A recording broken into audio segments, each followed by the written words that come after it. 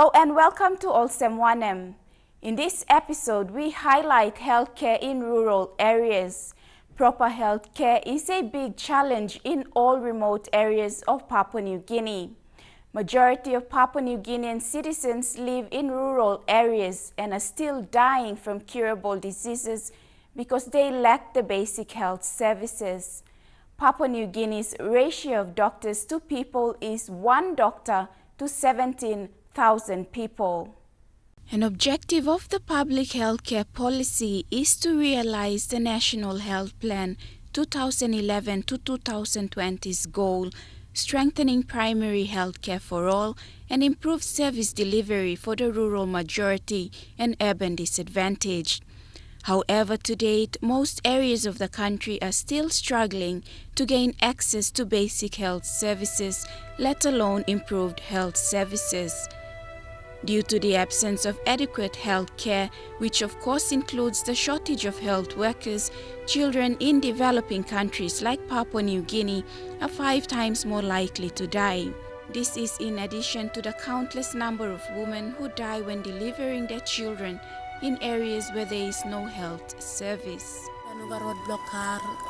Karena sa kisimi plago kam ol mama sa pilimpen lo karem sampla mama sa daina sampla mama mi plasa karem golo mindik el centa sampla plasa golo wagi jalingan long way stre sampla mama blo mi pla em la karem stab go saniet stab go abinun na idem lusim life dong em na pigni stab inside lo bel blo mama na em lusim sampla mama em mi plasa crossing good kisimol mama pregnancy mama ol mama lo ber mi pasa kisimol go lo saiho sampla ol mama sa kis also deliver rot lo namel lo rot na sampla mi plasa go lo saiho na mama sa deliver hab lo saiho na sampla time ol mama sa dai lo mi plasa kisimol kam planim lo place side blo ol mama tu side blo ol pikinini tu time all picking sa kisim sick mi plaza find him hard because mi plano got workman lo here lo give him marasin so mi plaza kisim all picking in crossing this lavara na kisim go lo saiho 6 are winning mi pla hard lo go lo saiho hurry up this la Olsem na mi plaza stab 6 are winning mi plaza go pundan lo saihem san plaza dai time Olsem water tight mi plaza tube stop mi plaza go. Hard through mi pla sampa time mi pla sabe lost him cargo blo mi pla wanem belongs mi pla sabe kisimi go. Sampa time mi pla sa koro sampa sabe drain water go Olsem strong now come up. Olsem really water alright so water tight hard through on mi pla go. Now Olsem now all story before sick man hard through na one pa mama been die one time bell on 9 months don bell. Emi die lon wara. Hard ron hurry up carry me go na emi die. Olsem hard lon here lon mipla go. Mipla no got Olsem tube tasol mipla sar go kam. Na no got one something. One money got tube tasol sampla no got tube or sabe hard ron go kam. Plante all sick man meri mo go lo die. Na lo excess lo go lo sayo hard too much. In times of labor and serious sickness sa affecting people. Long night time mi plasa ringing one ambulance lo sai hona. Osa toki mi pla ipla mas holding 50 kina na ba mi pla gona. Man do mi help mi na mi karim lo place na sampla mama lo place la karim pikini ni also karim lo place because no what out sick.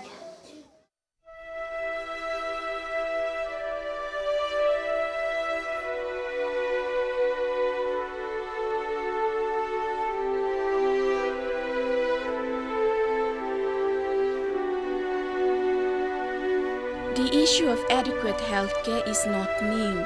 This has been going on for many years. Despite the health sector receiving increased funding over the years, most of this has been allocated to facilities for hospitals in urban areas, while health facilities in rural areas continue deteriorating. In many rural areas, reaching a health facility takes many hours. Advog lo mipla lo salim moltu lo balus. So mipla isave karim sigman meri o body na mipla isave bogobot tu. Mipla isave bogobot ko lo road blockar na mipla mas putim lokar na mipla mas bringim golausik. So samplata mem sa alright samplata mipla golo road iga devi na mipla sa comeback ken kanu sem nem dayo. Sampla sante na mipla sa comeback ken. So this plan now give him big play lo mipla lo kind remote areas. Stayed here, it's very hard for us. When we feel pain, we walk long way to Sayot. Na mipla ronim et postasol EPM les lo staplo hiana. Em lusi mipla na em go na mipla em nogat without EPM mipla stap. Et post em walk lo existasol nogat EPO lo.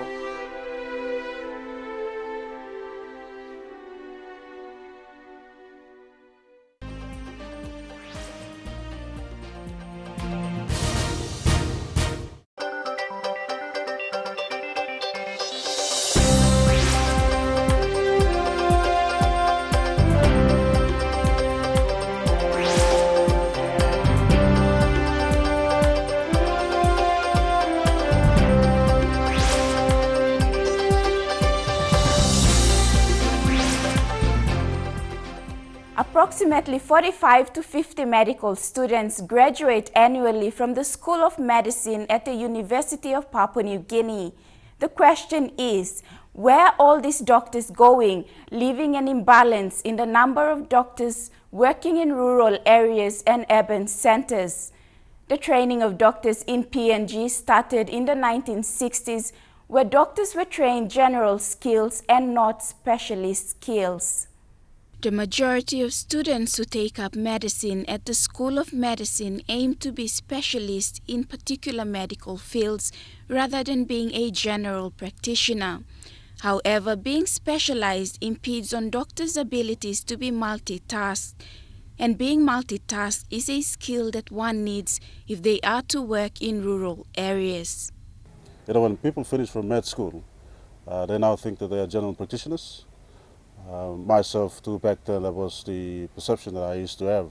But general practice training, it's something that's, say, in the developed world, that's been there for years. I believe in the United States it's called family practice, and in the British system it's just called general practice. So this training is actually a multi-skilled specialist training, which is something the university taught through it since about 2005. And surely then after probably 2 years, that was when it started taking its full effect in terms of becoming like a training in the university. So it's nothing new, it's been there, and so here in PNG it's just the name, it's called the Master's Medicine in Rural and Remote Health and Medicine. Based on the needs in any particular kind of training, it's all need-based, I believe so. If you look at it, basically our population here in the country, as we all would know, is over 80% that's based from the rural areas in PNG, versus about 20% that's based out from the urban areas. And so the question now is that they're all citizens of this country, so shouldn't they be given the same amount of care and attention like the ones who are based in urban settings here in PNG? And I believe the answer is obviously yes. So we're not saying no about other trainings, other specialized trainings. We give credit to our colleagues who are based in provincial facilities, doing secondary as well as tertiary care. But at the same time, we've got to be mindful that there are citizens out there, and the fracture that forms 80% of the population here in the country will also deserve the same amount of care and attention as those who are based in the urban areas. Now, this was a straw poll done in 2008 of third-year medical students, and I should say we really do need to do a lot more research on this issue, but this just gives you a snapshot of what we basically asked them. What would you like to be doing 10 years from now in terms of a career choice? Now, some of these words may or may not be familiar to you, but 26% of our medical students at that time said they wanted to be cardiologists, which is a heart doctor. Now, I don't need to tell you that we don't actually have any capacity in the public system yet to do interventional cardiology, There's a lot of calls for it. There's no heart surgery available in PNG. People at the moment fly to the Philippines or to Australia. So we can diagnose cardiological problems, but we can't do much about them in a curative sense. So it's a very interesting figure that a quarter of our doctors said, I want to be a cardiologist. Another quarter said they wanted to be surgeons. Obstetricians is looking after pregnant mothers, dealing with children, emergency medicine, other. Now, the point of those figures is that they're all specialist occupations, high-end specialist occupations that are practiced in provincial level hospitals. And when we sort of, hoping said, what about a rural career? We got a nice round number, meaning 0. Not a single medical student expressed a wish that they would be doing rural medicine in 10 years' time. Now, keeping in mind, of course, that 80% of our people are living in rural places, 0% of our doctors say they're going to work in rural places. That's a massive tragedy, I think, for our country, that our culture, medical culture, has become like that. Given this current situation, what is something that can be done to attract medical graduates to work in rural areas? The quality of rural experience that undergraduates receive is a major factor in influencing their future participation in the rural workforce. This also applies to students from urban backgrounds. Like brought up urban, going out to rural, that really remote areas. To me, it was like really remote, and you haven't seen a lot of jungles and people with living still in that, still wearing their traditional, some keeping their traditional attire. So it was an eye-opening for me, yeah. So it opens a whole new lot of ideas, thinking, and I'm thinking back, mostly, well, that's where all the money is, and you see all people with, good houses, and going back thinking about the rural, you feel this pity and sorry for them, yeah. See, they need more service than we do, because we have everything set out there. They really has nothing at all, even the basic services. So they need more doctors to be out there. When we went out for patrolling out in the districts, the district clinics, and out at the remote villages, there was no doctor, only one nurse or an HEO working there at one clinic, and so many 3 or 4 villages attending to that one health center. So there's a lot of need out there. Yeah. I've just returned from my rural block. I spent 6 weeks there, just at the doorstep of the national capital, Port Moresby. I just went to a VEFA, but I saw the gap between the urban and the rural areas. In Central Province, just the neighboring province from the national capital, they just have one doctor serving the entire province. And that's a sad news for Papua New Guinea as a whole, to have one doctor serving an entire province. And we have a lot of doctors in Port Moresby, just doorstep away. And for me, like returning back, I see like it's inspiring to go back and serve the rural people of Papua New Guinea.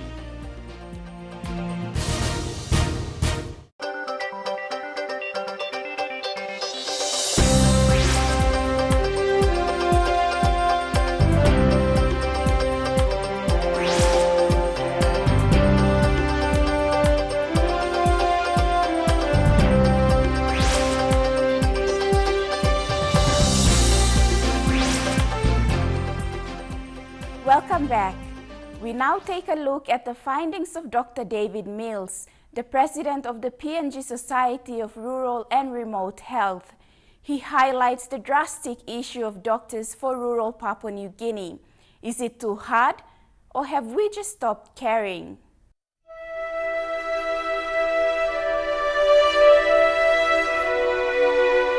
Dr. David Mills is one of the very few doctors who go out into the rural communities to provide health care for the people. His report, Doctors for Rural Papua New Guinea, is the latest National Research Institute report to be launched. This report attempts to answer questions on the decline in the rural medical workforce, especially doctors. The training of rural doctors as frontline operators, part of that frontline service delivery, needs to be explored as well. And so I would like to really acknowledge the input from that. But again, some other robust discussions from many different players out in those of you who are involved in the frontline service delivery to help us understand what are the problems and issues and how we might be able to intervene in improving the quality of interventions so that we improve the quality of healthcare across the country for the majority of our people who live in the rural areas. I just want to go into this issue of training of doctors because, of course, PNG has now been training its own doctors since 1962 when we set up what was then known as the Papua Medical College. And some of the senior statesmen of health in this country were trained in the Papua Medical College, and of course they've produced some very, very fine doctors. Taking you back to the very beginning here as to what the vision was for training of doctors in PNG.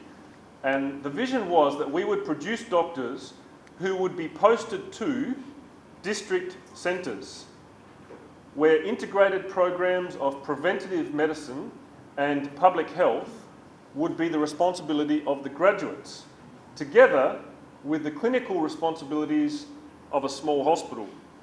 So that was the idea, that we would produce these generalist doctors, what in the medical terminology we call them generalist doctors, who can do a bit of everything, and they would be responsible for looking after the public health needs of their district as well as looking after a small district hospital. That was the idea. According to Dr. Mills' report, the initial objective of training doctors in Papua New Guinea has withered out. Many doctors are now found in urban centres, thus leaving a drastic imbalance in the number of doctors in rural and urban areas. In summary, what has PNG's medical culture become? This is not a criticism, it's just a statement of the fact. And the fact is that our doctor culture in Papua New Guinea has become one of urban, specialised, rural practice, as opposed to rural, generalised medical practice, which was the original vision of the founding fathers. All over the country we see that not only are there no doctors in rural places, there's no aid posts. Health centres have ceased to function. And so even the basic level of services have broken down. What I want to ask is, why is that? What's this link between doctors and access to even basic health services? Because when we think of doctors, we think of operations and we think of high-level medical services. What can be done to address the issue of the decline in the rural medical workforce? There are three main strategies that have been discussed. One is the issue of bonding schemes. So a bonding scheme, of course, is we will, give you X, maybe subsidised fees for medical school placement, or we may give you preferential access to medical school, but in return, you have to serve in an area of need for a period of time. Second is this issue of affirmative action policies or recruiting people from areas of high need in the hope that they will go back and serve those people later on. It's a very popularly espoused idea. And the third, of course, is the long-standing one of more money. Give more money to doctors and they're more likely to work in these places. Well, what's the evidence about this? Papua New Guinea is not the only country in the world that has problems getting doctors to work in rural locations. It's a problem all over the world. And a lot of research has been done in this issue. Without me going into the technical side of it, basically what the evidence shows is that bonding schemes and financial incentives do work for short periods of time. You will get people to go, but they're likely to stay only for a very short period. To get people to go to rural service for the long term, you actually have to enthuse them about rural health. They have to see it as a viable career and something that they want to do. That's the bottom line. So as we were tackling some of these issues about how do we get doctors back into rural centres, it became apparent to us that it's not just about the money, all of the things that we talk about in terms of housing and security and blah, blah, blah. Yes, there are issues, but one of the things we cottoned on to was the fact that if we could train doctors in a way that was high quality, well supported, that was a very significant incentive to doctors to actually come. I'm sure this isn't peculiar to doctors, but it's certainly something that you see around the world, that doctors are very, very hungry for high-level training. And if you can give them very high-level training, it's a big incentive to them. There were discussions in 2005 to start a specialist training program for rural doctors. This program has triggered interest in medical students. And that program was known as the Masters of Medicine Rural Program. Now, I just want to quickly talk about this because it's one of the key planks of our recommendations. So the Masters of Medicine Rural Program was a collaboration between the Christian Health Services, which was then known as CMC, UPNG and Divine Word, and it started in 2005. And it was an attempt, of course, to address this big shortfall in rural medical officers by setting up a tailored training program for rural doctors. Our first trainees started in 2008. We've currently got 9, and our first 3, I can announce, successfully completed their exams, their final exams, just last week. So in our country, we now have 3 doctors that have successfully completed this program. After going through 5 years of study and from inspiring stories from other doctors in Papua New Guinea, I think rural medicine is something that Papua New Guinea has to push forward to. It's a need for the country, because bulk of our population is actually out there in the rural areas and not in the urban areas. I'm putting my hand up for the rural medicine, but it will take time to actually, and it takes courage and sacrifice as well.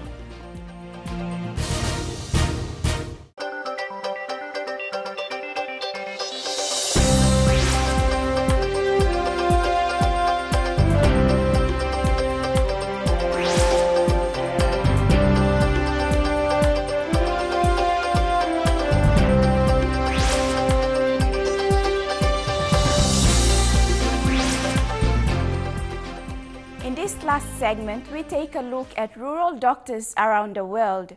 We see how they go about in delivering health services to their people in remote areas. Dr. Jim Lukey, and I do family practice. Oh, it's been pretty challenging because doctors kind of come and go, and you have to cover like 18,000 people over 18,000 square miles. I mean, one Monday, I'll put in 100 miles just traveling back and forth.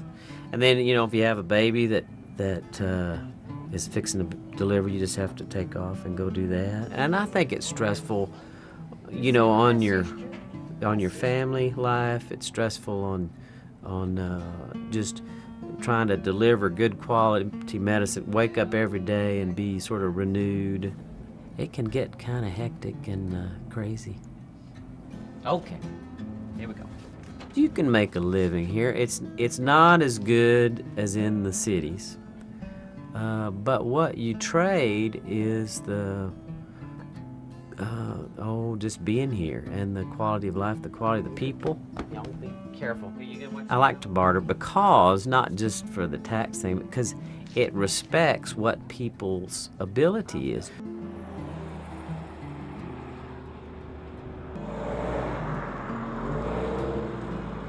My name is Daryl Parsons. I'm an internal medicine specialist, and I practice here in Presidio, Texas. My particular interest is not just practicing medicine.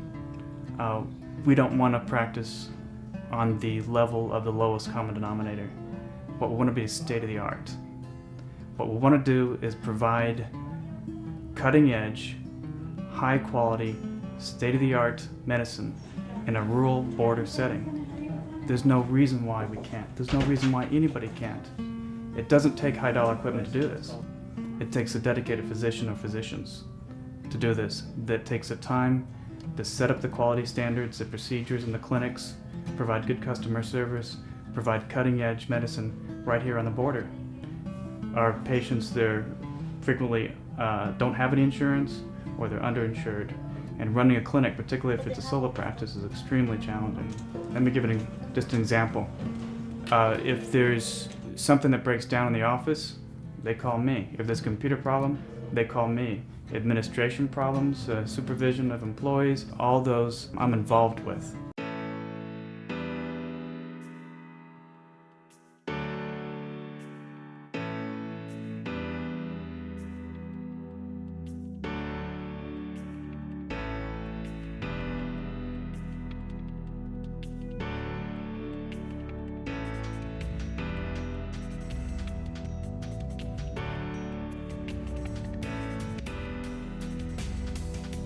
One of the attractions in working at Bethesda Hospital is the opportunity to make a difference. That is where the job satisfaction lies. Every doctor that's here is making a huge impact on the health of the surrounding community and to individuals themselves.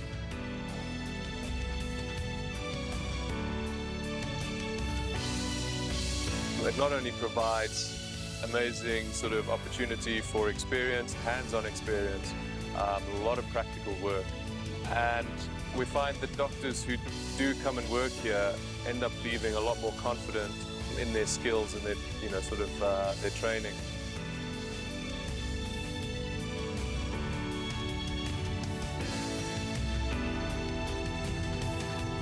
Coming here was a bit of a new experience. It's been a huge learning curve, but the work here is very varied and it keeps you interested every day. This particular hospital is lucky to have a very supportive and engaging medical manager, Dr. Kelly Gates, who keeps the team going and is always there for support. The training here is actually incredibly good for a rural hospital.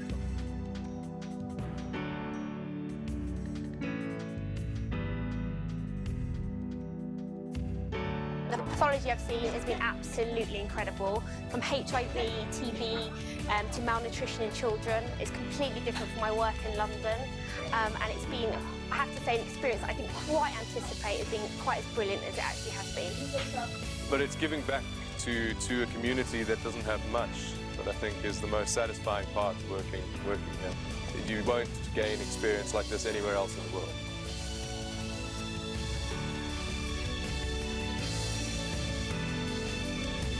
The complexities of diseases are associated with poverty and tropical diseases as such. And it also gives you an opportunity to meet and work with people from different backgrounds.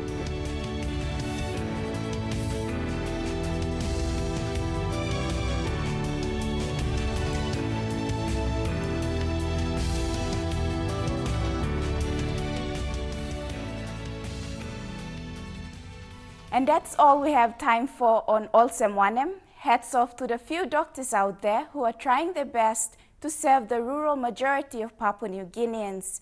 Health is a vital service that all Papua New Guineans have the right to have access to. Keep your comments and stories coming to the address on your screen or visit our Facebook page. For now, enjoy the rest of your viewing here on your #1 station, EMTV.